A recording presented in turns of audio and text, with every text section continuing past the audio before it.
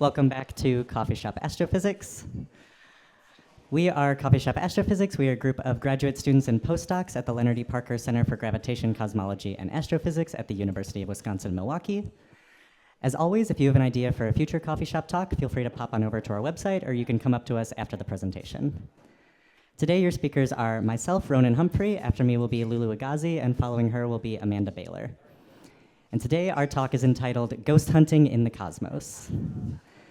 Now, the last presentation I gave was on aliens, so I do feel the need to clarify we're not talking about disembodied human spirits today. We are instead talking about neutrinos. Neutrinos are subatomic particles that we sometimes call ghost particles. And we call them this because they're very hard to find, and they go through walls. And they don't just go through walls, they go through everything. Neutrinos are the second most common particle in the universe after photons, which is light, but we almost never see them or know that they're there. The most common neutrinos passing through the Earth come from our sun, and at the surface of the Earth, the flux from just those solar neutrinos is about 70 billion neutrinos per square centimeter per second. So if you look at something like your thumbnail, which has the area of about a square centimeter, that means that every second there are 70 billion neutrinos passing right through your thumbnail. So if there's so many, why don't we feel them? Neutrinos are electrically neutral, they have very little mass, and they rarely interact with matter. So in physics, we like to think of there being four fundamental interactions or forces. The first is the strong force, sometimes called the strong nuclear force, and this is the force that binds the nuclei of atoms together, that binds protons and neutrons together. But neutrinos are not involved in this. They're not protons or neutrons. They're not in the center of atoms. They have nothing to do with the strong force. And then we have the electromagnetic force. You're probably pretty familiar with this. This is what binds atoms together and molecules together. But it only acts on charged particles. And because neutrinos are electrically neutral, they do not feel this force at all. And then we'll go to gravity. So gravity is the force that attracts massive objects together. And neutrinos do have mass, but they have very little mass. So while they do feel a gravitational force, it's very, very small, and we almost disregard it. And then we're left with the weak force, which is involved in radioactive decay. And this is how we know that neutrinos exist. So beta decay is a type of radioactive decay, and this is how neutrinos were first theoretically discovered. And this is a decay where the atomic nucleus emits a beta particle. We now know this beta particle to be a high-energy electron or positron, and a positron is just an electron with a positive charge instead of a negative charge. So what happens in beta decay, and this is one example of it, this is the decay of carbon-14, which is an unstable isotope of carbon. And because it's unstable, it will eventually decay into nitrogen-14, and when it does so, it emits an electron. And because physicists like equations a bit more than pictures, this is another representation of the exact same thing. So the number on the bottom by the atoms is the atomic number. So carbon has an atomic number of 6, which means it has 6 protons, and that's what makes it carbon, as opposed to nitrogen, which has 7 protons. And then the mass number is the number on top, and this is basically the sum, the total of protons and neutrons in that atom. And then we have the electron all the way on the right, and we put that little minus sign to show that it's an electron with a negative charge. So scientists in the early 20th century were studying beta decay, and two of them, physicist Lise Meitner and chemist Otto Hahn in 1911, found that beta particles, so the electrons that are emitted in these beta decays, have a continuous energy spectrum. So that means when they measure the energy of the electrons coming out of these interactions, they find that they have a broad range of energies. And this was different from what they expected, because they expected that there should be a specific value that these beta particles' energies have. And that implied to them that energy was being lost somewhere, which violates the conservation of energy. Conservation of energy is a law of physics, so we don't like to break it. And it basically says that on either side of a reaction or an equation, the total energy needs to be the same. And this was confirmed by experiments done by James Chadwick in 1914, and again by Charles Ellis in 1927. So scientists were left with a bit of a conundrum. They either need to find some way for energy to not be conserved in this system, or they need to figure out how their experiments are wrong. But luckily, they didn't need to hit either button. It turns out that energy is conserved and their experiments were correct. And we get our first glimpse of this in a letter that Wolfgang Pauli sent in 1930 to a meeting of sort of atomic physicists and chemists at the time, which he addressed, "Dear radioactive ladies and gentlemen," which I think is quite cute. So in this letter, he proposes that there could exist electrically neutral particles, which he calls neutrons, and that this continuous beta spectrum could be explained by the idea that during beta decay, a neutron is emitted with the electron, such that the sum of their energies equal that constant energy value that they were expecting. And this was great. We don't need to throw out our experiments. We don't need to throw out conservation of energy. There's just one problem, and that's the name. So about the same time in 1932, James Chadwick, again, discovered what we call the neutron.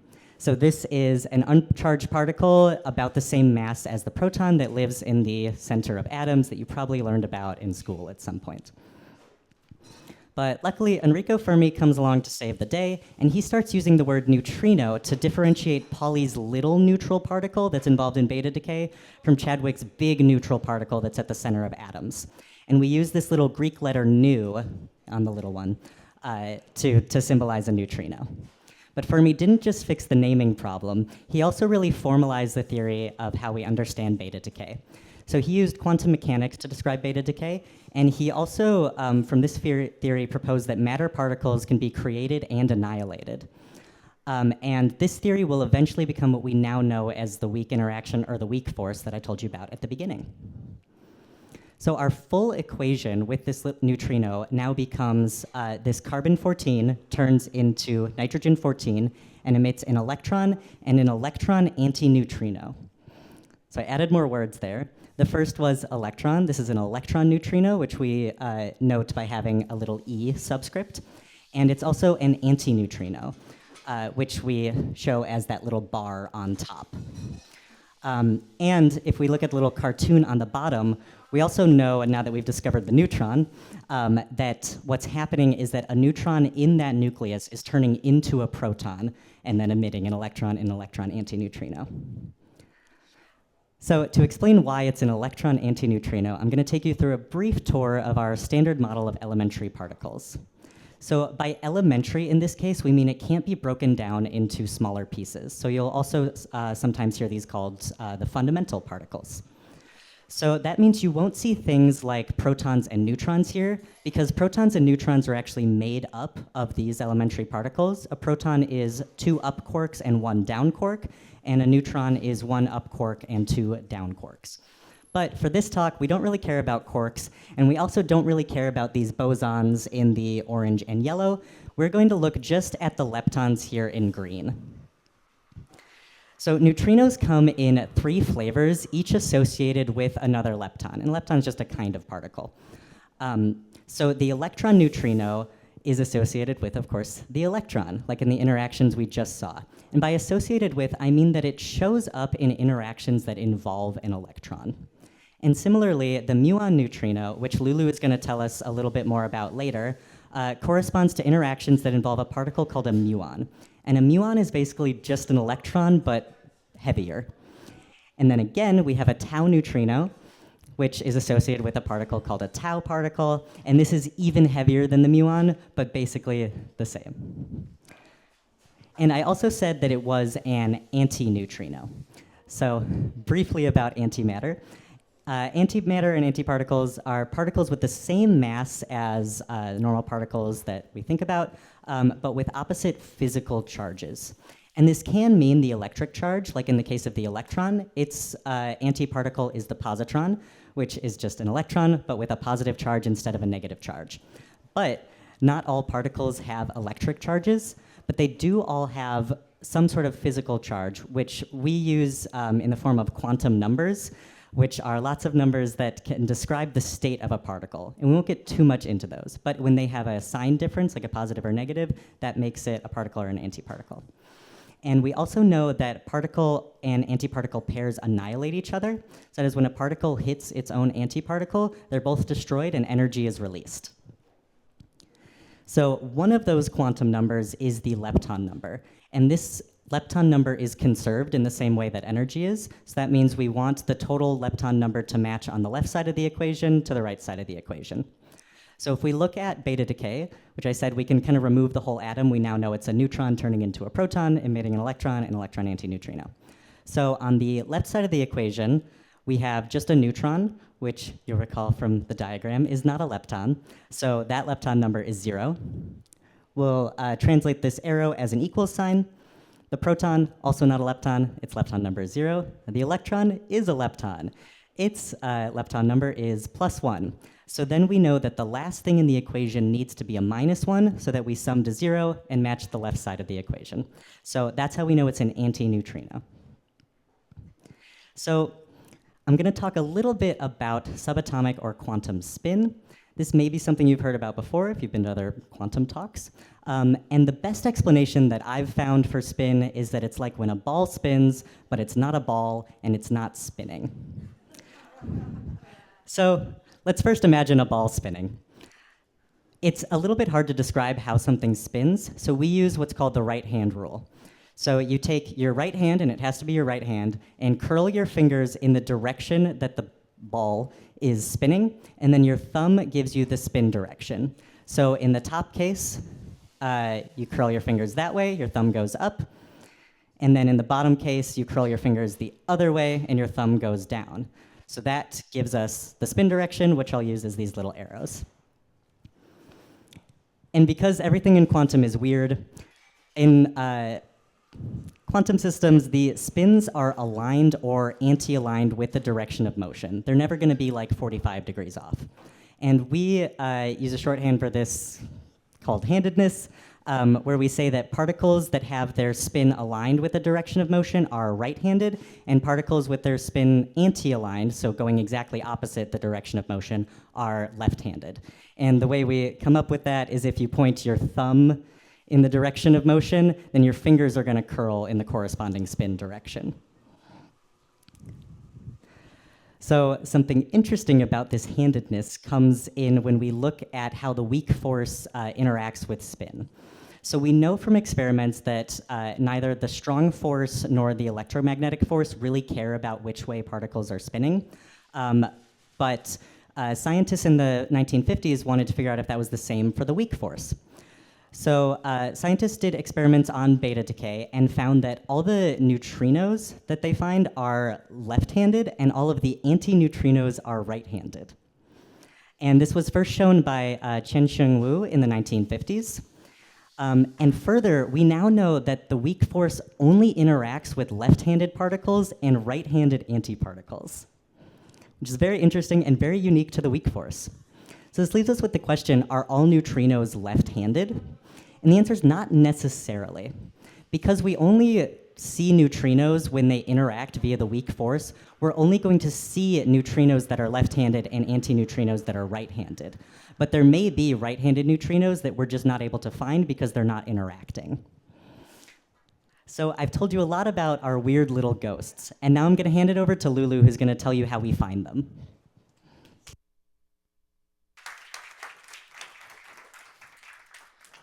Okay, so for this next bit, we're going to do a little bit of ghost hunting and look for each of the 3 flavors of neutrinos, starting out with electron neutrinos. So as Ronan said in his section of the talk, neutrinos interact with matter primarily via the weak force. So when we want to find these neutrinos experimentally, we have to decide what kind of interaction we're going to look for and what kind of signature we're going to get from that reaction that tells us that what we found is a neutrino. So to start out with, for electron neutrinos, that interaction is called reverse beta decay.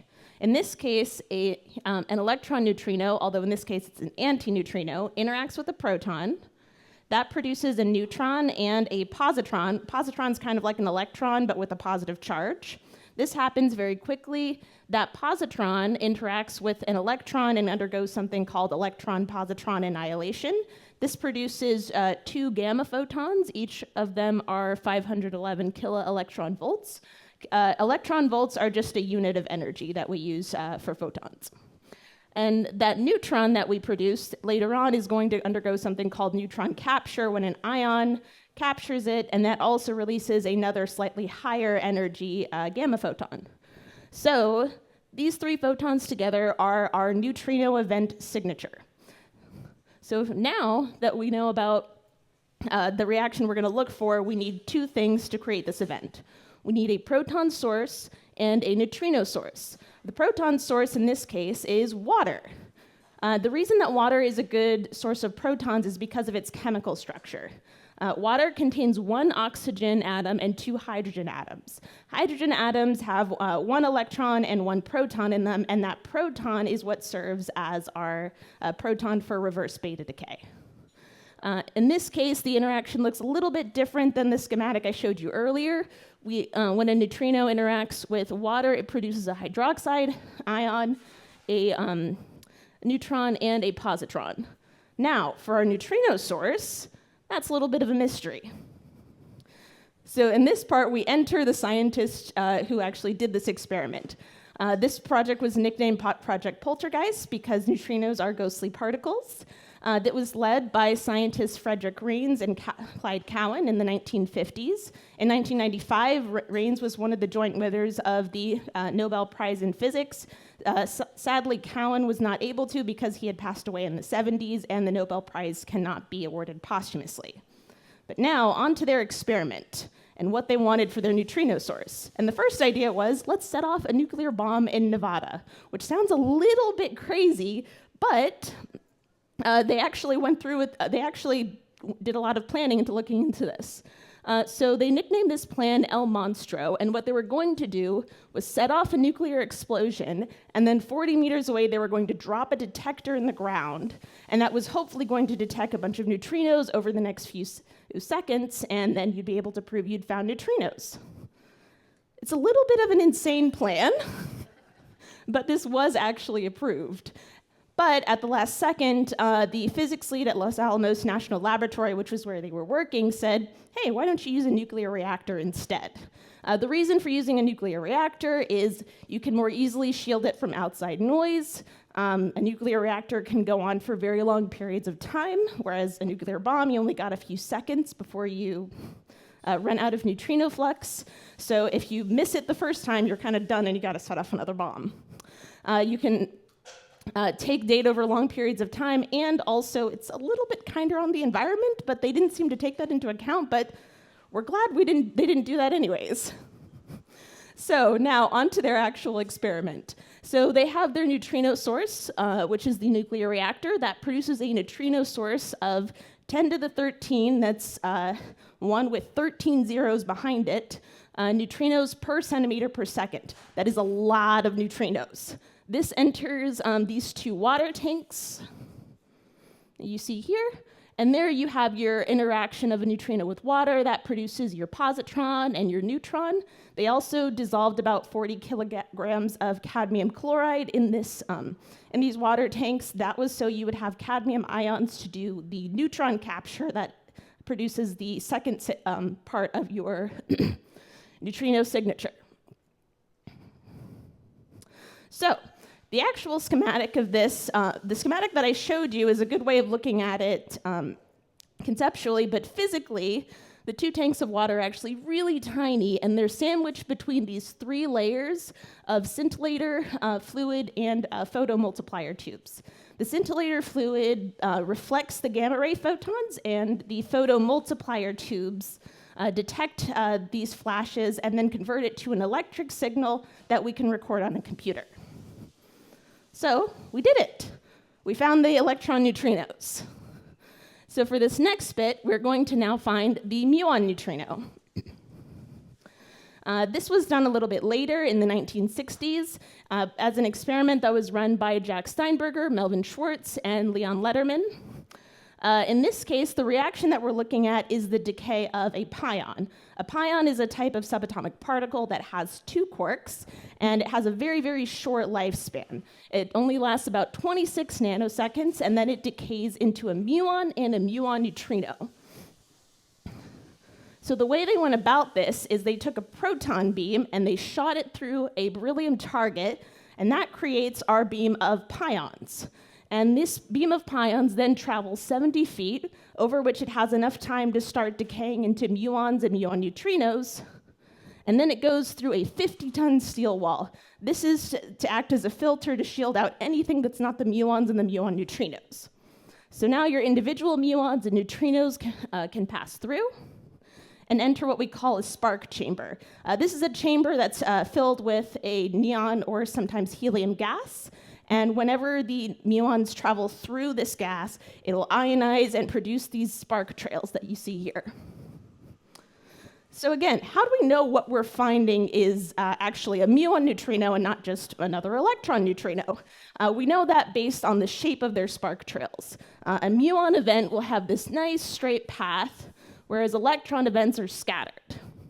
And this is our proof positive that we have found the muon neutrinos. Now, another question that scientists wanted to ask is, okay, now we found two flavors of neutrinos. How fast are they traveling? And they learned that they travel nearly at the speed of light. The speed of light in a vacuum is something that we call the cosmic speed limit. Only massless particles like a photon can travel through it. That's about 300,000 kilometers per second, or 186,000 miles per second.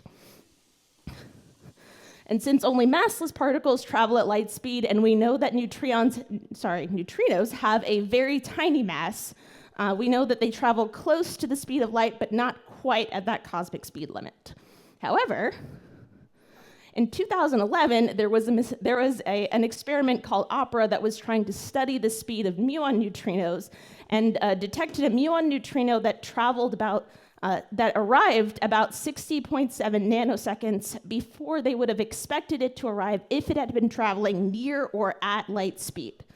Now, neutrinos are very tiny, but they're not massless, so this was a bit of a problem, because if this was real, it would violate our understanding of physics. However, it did turn out that the early arrival times were just due to a faulty wire. So it turns out neutrinos don't travel faster than the speed of light. They're just very, very close, and sometimes scientists just have a little bit of faulty equipment that give us bad results. So now that we've found our electron neutrino and our muon neutrino, last up we have our tau neutrinos. The discovery of the tau neutrino took a little bit longer than the discovery of the muon and electron neutrino. This happened in roughly the 1970s. So what happened in this experiment is they took an electron and a positron, and they accelerated them really fast together at really high speeds. And this produced one of two results. It produced either an electron and muon pair, or a positron and an anti-muon pair. However, due to conservation of energy and momentum, they knew that there were two other particles that had to have been produced in the reaction, but they weren't detecting. So it was a bit of a mystery. And they hypothesized what it was a tau and an anti-tau particle pair. And the reason that they're not detecting it is because the tau and anti-tau pair annihilate each other really, really fast. In this case, only about 0.0029 nanoseconds. So whenever the beam created from the electron and positron getting shot together travels to their detector, it forms the tau and anti-tau pair, but it decays so fast that it doesn't reach the detector before it decays into the muon muon electron and anti-muon positron pair. Now, this was not proof positive that we'd detected tau neutrinos, because this was just a theory that would explain the experimental results that they got, but it was enough for Martin Pearl to be one of the joint winners of the 1995 Nobel Prize in Physics. The actual detection of the tau neutrino would happen about 29 years later in an experiment that is called DONUT.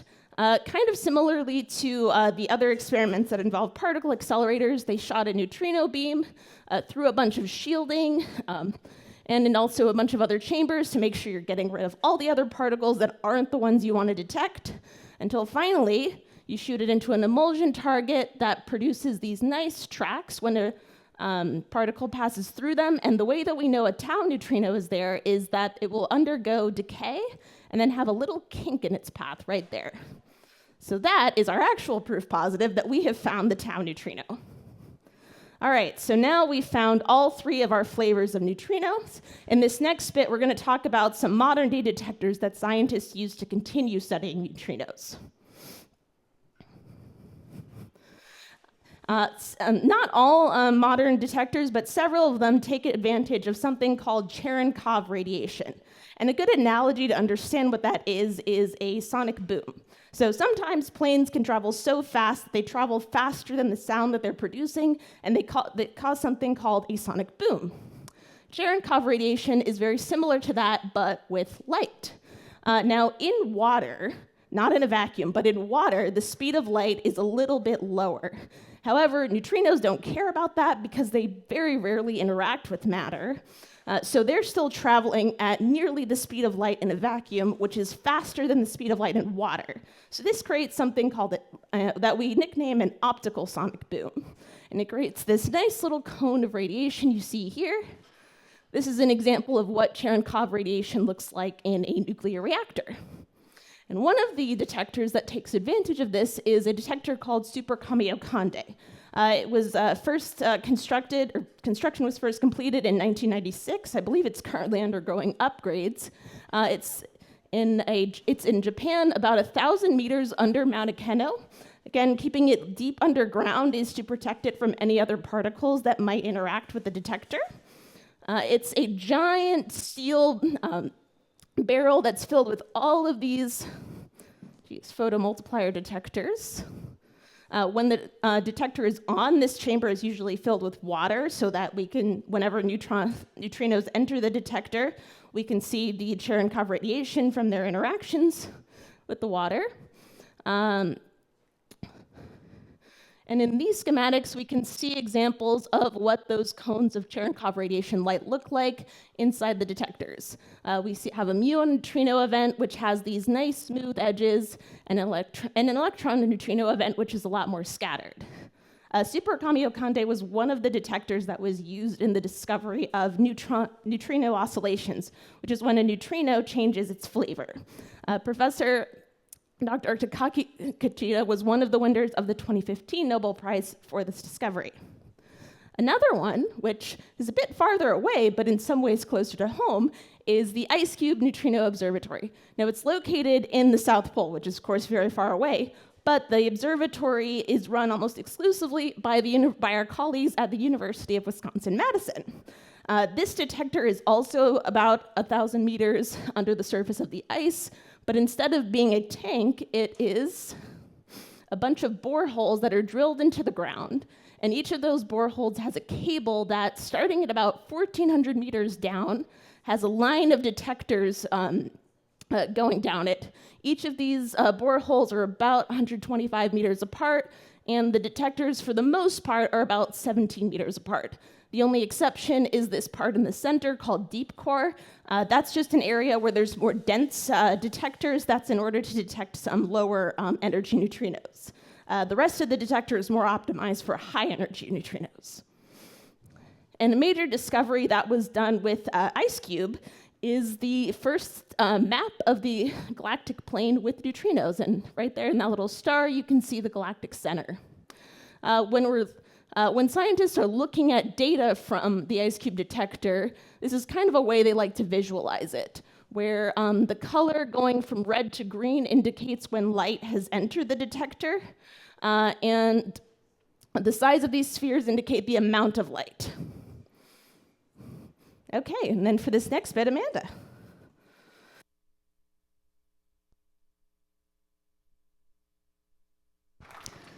Test. Can you hear me? Sound good? Okay. All right. So we've discovered neutrinos. We know they exist. We know they're all around us. And we want to try and contact them. So let's ask the neutrinos a couple of questions. The first one being, where did you come from? And what can you tell us? So here's an overview of some of the astrophysical sources of neutrinos. This is not a comprehensive list. There are a lot of sources of neutrinos out in the universe, but I'm just going to pick a few interesting ones to talk about here. So the first one being, they're listed all from lower to higher energy. So the first one being Big Bang neutrinos. These are neutrinos left over from the Big Bang. And then we get to some higher energies, and we arrive at solar neutrinos from the sun. And then on an even higher scale are core collapse supernova neutrinos, which is the explosion of a star at the end of its life, and binary neutron star merger neutrinos on the higher end of the spectrum, where two neutron stars have collided with each other and they're releasing a lot of neutrinos. So now, let's start with Big Bang neutrinos. This is exactly what I said it was. They're neutrinos left over from the Big Bang. These are neutrinos that were emitted 1 second after the Big Bang happened. So the universe began with a Big Bang, and the particles are sort of swimming around in this hot soup. So you can imagine that the neutrinos are like an ingredient in that soup, and the soup is starting to cool down after the Big Bang in this period of inflation or rapid growth in our universe. And the neutrinos just leave. So they stop being, we consider them decoupled from other particles, which means they stop interacting and they fly off into the universe. And this could provide us with the earliest look at the universe's history, since it happened only 1 second after the Big Bang. So we have the Big Bang here in the beginning, and then this period of inflation, and the neutrinos will be behind the cosmic microwave background, which appears 380,000 years later. So this would be really helpful, since the neutrinos can just pass right through, and if we could detect them, they could tell us a lot. So there is theoretically a cosmic neutrino background. This is very similar to the cosmic microwave background, which is pictured here. This is not a picture of the cosmic neutrino background because we haven't detected it yet, but it might look something like this.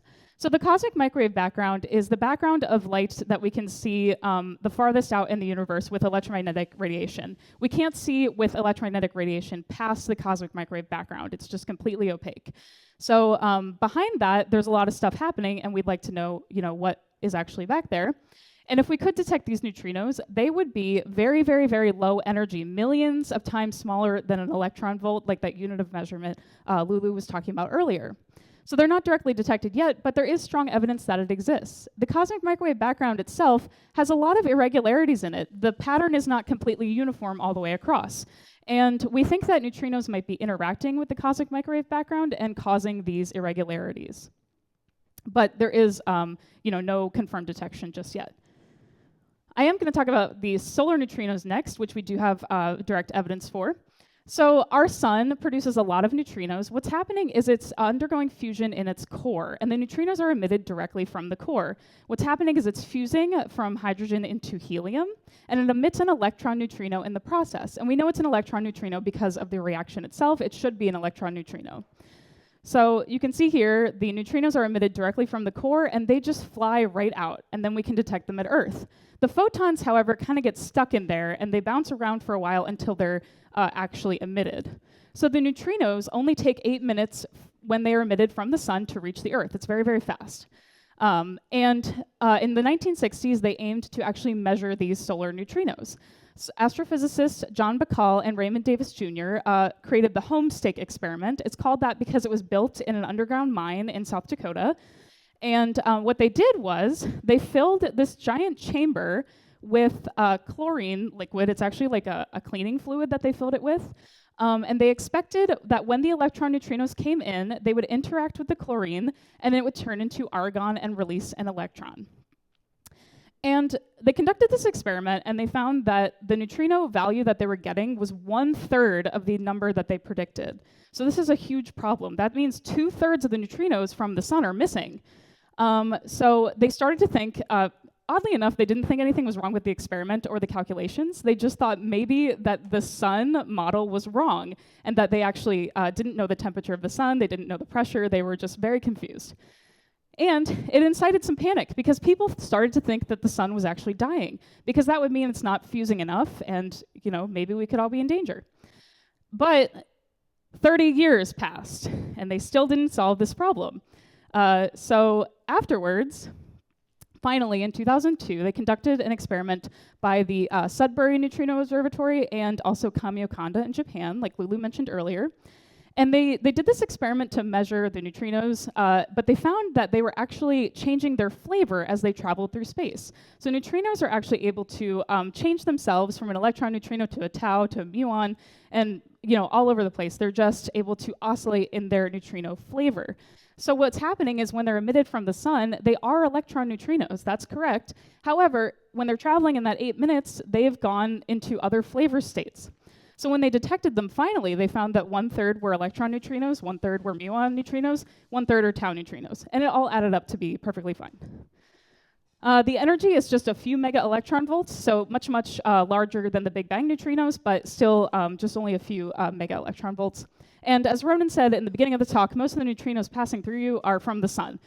Just at any given moment, you're being bombarded with billions of neutrinos from the sun. Don't worry, it's harmless. And this actually won the Nobel Prize in 2015. Arthur McDonald, the director of Sudbury, and Takaki Kajita, like Lulu mentioned earlier, they showed that the neutrinos oscillate in flavor. It also proves that neutrinos have mass. So this is a very big discovery.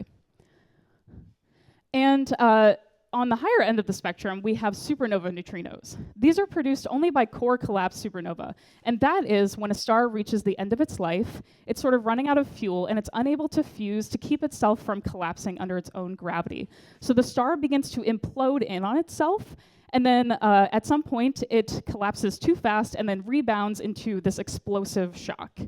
And the neutrinos emitted are 10 to the 58, which means that's 1 followed by 58 zeros. So it's like a lot of neutrinos. And they're in all flavors, and there are also antineutrinos in the interaction. And the neutrinos are emitted from the core of the explosion itself, which is very important because that gives us sort of a look into the core of this interaction, whereas light might not be able to because light can't pass through certain things. So we have only one example of this, and it's supernova 1987A. This was a core collapse supernova that was detected in 1987 by 2 astronomers independently in Chile and New Zealand. They saw this like bright flare-up in the Large Magellanic Galaxy, and they were like, I think there used to be a star there, but now there's not. There's just this big cloud of gas and dust. And these are the Hubble Space Telescope images of supernova 1987A. And just also to mention, the Large Magellanic Cloud is about 168,000 light years away. So it's far, but it's a nearby galaxy. And the result of this explosion is thought to be a neutron star, which is the remnant of a dead star. It's incredibly dense, and I'll talk more about neutron stars later. But the important thing is that it's held up by neutron degeneracy pressure rather than electron degeneracy pressure with regular stars. It's just a different type of star. So they did detect, just a couple hours earlier, the neutrinos from this event. And they found that there was this spike in neutrino energy. On the y-axis is the energy level in mega electron volts. And it jumps up to about 40 mega electron volts. And this burst lasted about 13 seconds. And then it decayed back to the background levels of neutrinos that they normally see. So we saw the neutrinos before the visible light because the neutrinos travel faster. They travel straight out of the core, and then we're able to see them. So it's very important. It gives us sort of like a first look at the supernova. And this actually won the Nobel Prize in 2002 from Raymond Davis Jr., who was part of the Homestick experiment, and Masatoshi Koshiba, who was running Kamiokanda at the time. And it is thought that, since supernovae happen all over the universe, that there could be a background of these supernova neutrinos coming at us at Earth. And we haven't detected the background yet because we just have this one example, but it's still important to know what they look like. So this spawned the Supernova Early Warning System, or SNOOS. This is a coalition of detectors looking for supernova neutrinos all over the world. IceCube is way down at the bottom here, and Kamiokanda is over here in Japan. And there's also detectors in Canada, Russia, other places in the world. And they're looking for the neutrinos from these supernova events because they arrive hours earlier. So if they detect the neutrinos, they can say, we all found something. We can pinpoint where it is in the sky, and we can say, look here, astronomers, and you might be able to find a supernova explosion. This provides sort of an early warning to the event. And then at the even higher energy level scales are binary neutron star merger neutrinos. This is pretty close to home for me. This is actually what I do research on all the time. Not neutrinos, but binary neutron star mergers. So they're very, very high temperature and dense matter collisions. And in those collisions, it emits a lot of neutrinos. And again, we only have one example of a binary neutron star merger, which was detected along with a gravitational wave event called GW 17817. They actually didn't detect neutrinos from this event, but they thought that they were emitted anyway. And the reason that they think they didn't detect them is because the neutrinos may be emitted along with this jet. This is just artwork, not a real picture. So the binary neutron star merges, and then it releases this jet of particles, gas, dust, gamma rays, all kinds of stuff. And they think that neutrinos are aligned with this. And if it's not pointed directly at us, we might just miss it. But it's really important to know that these can make neutrinos. You know, if we detect them with gravitational waves, we should be able to also detect them with neutrinos. And the energy is higher than the supernovae at tens to hundreds of mega electron volts, so slightly more energetic. Now, this is all extremely important for what's called multi-messenger astronomy. So the neutrinos are actually a key component of this. We have observations from multiple signals from the same source. So the messengers that we consider are electromagnetic radiation, which is just light, gravitational waves, which are ripples in the fabric of space-time from very massive accelerating events, and neutrinos, which we've talked about extensively, and also cosmic rays, which are just highly energetic particles in space. And why this is so important, you know, neutrinos can just pass from the event straight to Earth in like a straight line because they don't interact. And then cosmic rays can be deflected, gravitational waves are a little bit weird, but we should be able to see them anyway. And then gamma rays can be absorbed because they're electromagnetic light, and light is just bothered by stuff that's in front of it. So this helps us to inform what's called the cosmic distance ladder. And what that is not really a physical ladder that we put between us and the source. We can't just like drive our car to the source and look at the odometer and see how far away it is. Instead, we construct this cosmic distance ladder. And it's not exactly this, but what it is we want to measure the distance to sources very precisely. We want to know how far away things are, because that helps us inform the Hubble constant, which depends on the distance. And the Hubble constant is a measurement of the expansion of our universe. So we're always trying to measure it because it also provides us with the age of the universe. And with the cosmic distance ladder, if you can measure, you know, the distance to, say, a nearby galaxy, then you can measure the distance to an even farther away galaxy and the distance to, et cetera, out in space. It helps construct this ladder, and each rung that you construct helps you to inform the next one. So it's very important to know the distance to sources, and these electromagnetic combined with gravitational waves, combined with neutrinos, et cetera, helps us to measure these distances. So I'm going to say that the universe is haunted, because it is. You know, we know neutrinos exist, and they're all around us. And they're also very, very weird. And another thing that we know exists that's also weird is dark matter. And I'm going to attempt to make a connection between the two. So dark matter is matter that doesn't interact with any light. So like neutrinos, which only interact through the weak force, dark matter, you know, we can't actually see it. But we know it's there because it interacts with gravitational forces. We think that there's more matter in the universe than was previously accounted for. So we think that dark matter is actually there. And some theories attempt to link the neutrino flavors that we have to dark matter, specifically hot dark matter, because they move very, very fast, so they're considered hot. But that doesn't account for all the dark matter in the universe, so there's a problem. So they come up with this idea that there might be another neutrino flavor, and this flavor is called the sterile neutrino. And what this is it interacts only through gravity. It doesn't interact through the weak force, hence the word sterile. So we haven't exactly detected it yet, but the theories exist that it might still be there, and it might actually be an answer that we were looking for to dark matter. So thanks everybody for listening, and we'll see you again in September.